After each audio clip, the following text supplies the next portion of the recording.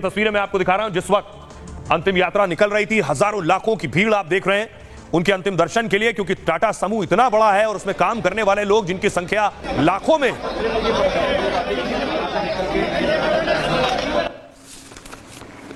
आपको बताऊं कि रतन टाटा साहब पारसी समुदाय से आते थे और पारसी समुदाय से ताल्लुक रखते थे। पारसियों का अंतिम संस्कार जो है का अपना एक रीति रिवाज होता है। पारसियों के अंतिम संस्कार की परंपरा 3000 साल पुरानी।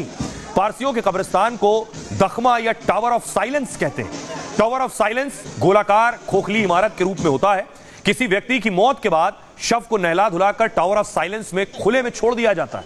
पारसियों की अंत्येष्टि की इस प्रक्रिया को दोख मिनाशीनी कहा जाता है। इसमें शवों को आकाश में दफनाया जाता है, यानी शव के निपटारे के लिए उसे टावर ऑफ साइलेंस में खुले में सूरज और मांसाहारी पक्षियों के लिए छोड़ दिया जाता है। यहां गैर पारसियों को आने की इजाजत नहीं है। गिद्धों की प्रजातियों की आबादी पिछले कुछ सालों में करीब 99% तक घटी है। अब दूसरा यह कि शवों को दफनाने और दाह संस्कार करना भी पारसियों में शुरू हो गया है। रतन टाटा का अंतिम संस्कार इलेक्ट्रिक अग्निदाह से किया गया। इस मौके पर लाखों लोग भी मौजूद थे। लेकिन टाटा साहब की जो शख्सियत थी, उनके नाम में ही रतन टाटा है, इसलिए मांग हो रही है कि उन्हें भारत रत्न दिया जाए। ये रक्षा मंत्री के साथ उनकी तस्वीर, मुकेश अंबानी साहब के साथ उनकी तस्वीर आप देख रहे हैं। इसके अलावा बड़े बड़े दिग्गजों के साथ उनकी सीधी मुलाकात, सीधा उठना बैठना था। मैं आपको बताऊं, महाराष्ट्र में बाकायदा प्रस्ताव पारित हुआ है कि रतन टाटा साहब को भारत रत्न दिया जाए।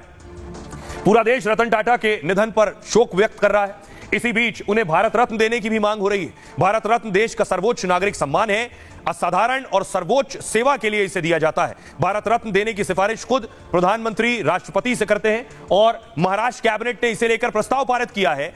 इसमें रतन टाटा के लिए भारत रत्न की मांग की गई है। प्रस्ताव को आगे विचार के लिए केंद्र के पास भेजा जाएगा। रतन टाटा को अब तक कई बड़े सम्मान भी मिल चुके हैं। साल 2000 में उन्हें पद्म विभूषण से सम्मानित किया गया, जबकि 2008 में उन्हें पद्म विभूषण से सम्मानित किया गया। उससे पहले पद्म भूषण से सम्मानित किया गया था। महाराष्ट्र सरकार ने उन्हें उद्योग रत्न से भी सम्मानित किया। उन्हें भारत रत्न देने के लिए भी लंबे समय से मांग हो रही है। फरवरी 2021 में सोशल मीडिया मुहिम ने काफी तेज चली थी। मुहिम #भारत रत्न फॉर रतन टाटा भी चला था।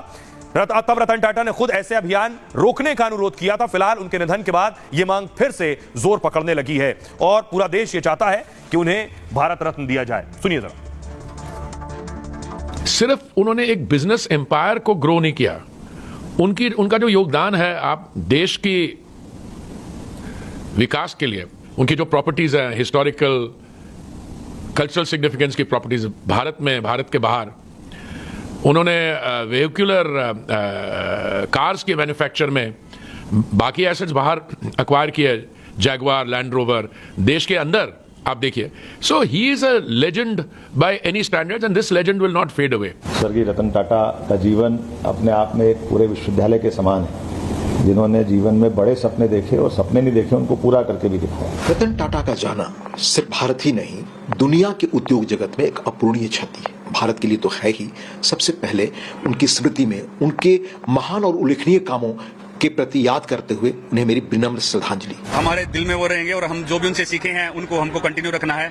और मैं वही बस भगवान से दुआ करूंगा कि बस वो जहां भी रहें खुश रहें, उनकी आत्मा को शांति मिले। और सभी को मैं ये कहूंगा कि जो वो कंट्री को जो एक सिखा के गए हैं और जो भी वो बोलते थे उनको सुने और उनको फॉलो करें। उनकी बातें, उनकी सोच हमारी कंट्री के बारे में बहुत अच्छी थी और वो हमेशा हमारे देश में और हमारे देश के लोगों में, उनके दिल में जिंदा रहेंगे। तो रतन टाटा साहब हमेशा लोगों के बीच रहेंगे। उनकी